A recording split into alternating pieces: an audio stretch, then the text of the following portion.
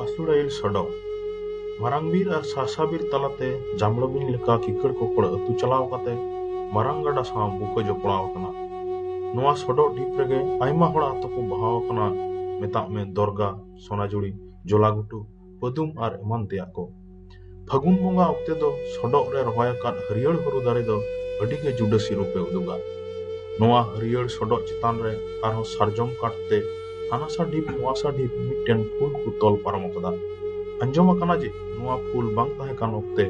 Baria Juari Kuri Kola Hirdeno Salakin Sirin Jongkana. Amdo Gada Hanasare, Indo Gada Noasare, Cikale Kate Nyapam Hiu. Unkina Dug Ong Utang Kate, Nyapam Ucukin lagi Manutan MP Sibli Sadik, Noa Pule Tol Paramokida. Nebetardo, Noa Riel Sodo Kat Pul, ar Raten Sarjom Birge, Nyalot Lekan Jaiga Hui Kana. Mid din do inho era uru ar irwiling kuri takoniya nyanyal bakhran mohondaina. Raten sarjombir bhitrite duludung bin leka suit dahar panjale dhurewena. Samoy re kakड़ा koa rogos tele chomkaw godok kana. Okte re arho kol chene koa lithur arangte sanam botor chaba alokan taleya. Horte toyu ko dad parmo kana tingu godok kanale sanam hormo harta ko sinjil leka kan taleya. इनका तगे कोड़ाम रे थो कते लाहा says ले पारम इदीना सारजम बिर रिया फाक ते सोडो चितान रिया चांदो रात ले नेलनाम के खान मोने दो केटेल गोडेन तलिया हड़ कोआ कमोले अंजम के खान ले बुझेव केदा जे नितो दोले दियो केदा रियड सोडो चितान ढीप रे आयमा गोटे दुकान को बैसेव कदा नोआ दुकान करे दो एकेन गिद्रे बुलो जिनिस कोगे अखरिñok कना आयो को आर कुड़ी को साजो जिनिस को आदम दुकान करे दो सजाव मेना एराती साजोआ जिनिस बाय खोज लेनते इन्हों दुकान से बन चलाव सुर लेना रियल सोडो ढोकु चितान रे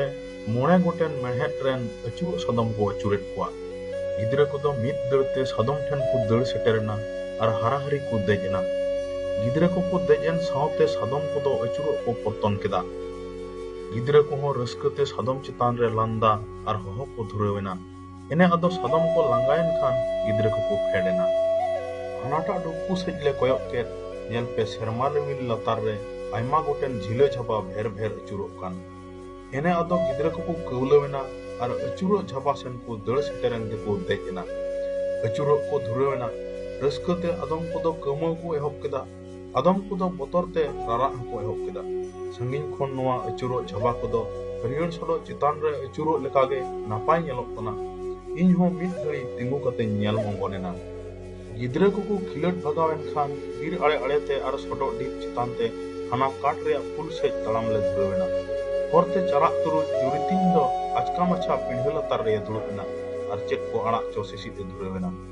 पुली के दिन खानी लय दिñay उसिलुतुर आड़ा ए सितरायदा गिद्रे को दो चलाक तुलुज गणी लेका लाडिया सारजम दारे रे को जिकी देज नगोक कना काकड़ा लेका को जपाड़ नगोक कना और हो नीर फेट कते हरियर सोडो पिंढे चितान तिगु कते फोटो को रखा बचो कना इनकाते आदो काट रे पुल ले तलाम ती केदा सारजम काट खुंती और बता कते हरियर सोडो को तोल पारम कदा अडी के जियर और हंस नेलक कना ओकास एम कोयोगा उनते के हरियर के नेलक कना मिटन सेरिंग दिसे केदा लेगेज लेगेज लेगेज बिरमा बुरु केदे केदे केदे दारे नाणी नेलो लोकाय लंदाय कोलेर सोना एने अदो आले हो फुल चितान ते हनासा नवासाले पारम बड़ायना और ओक्ते रे फुल चितान खन हांते नाते कोयकते सिरजन रे रूप ले न्यू बड़ा केदा इने ओक्ते रे आयो को हो तुनुम पोसा भजा को तपा बड़ा केदा और गिद्रे को हो बंदूक कोते बिलुन को ठू बगज बड़ा केदा और हो गिद्रे को दो फुल चितान तिंगु कते खतो फुलौ कते को ओंग ओटोंग बड़ा केदा एने अदो चांदोय हुसुरो ओक्ते डहार ले खाटो केते ओड़ा ले मोहनदायना जोहार डेविड बास्के।